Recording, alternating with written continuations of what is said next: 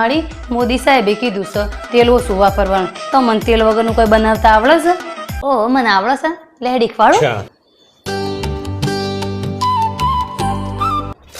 આ શેણી પછી શેણી લેવાની આમ એટલે વાટવી ઓછી પડે અને સરસ થાય.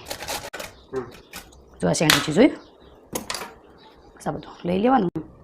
જો આખા ધોણા, આખું જીરું અને થોડું મેઠ નાખી અને વાટી દેવાનું. મેઠ નાખી એટલે ફરી વટાઈ જાય જીરું ધોણા. જો ગોળે છે ને આ દસ્તામાં નાખી દેવાનું કોઈની પારામાં. પછી જેવું શીખું કરવું એટલે આપણે મસ્ત લઈ લેવાનું. થોડું મેઠું ઓછું હોય તો આપણે થોડું મેઠું નાખી દેવાનું. પછી આ તઈને છે ને વાટી દેવાનું બધું ભેગું અને આ કેરી અંદર નાખી દેવાની. જોજે બસ પાછી નહીં બનાવવું ઘડી ઘડી શીખી જવાનું.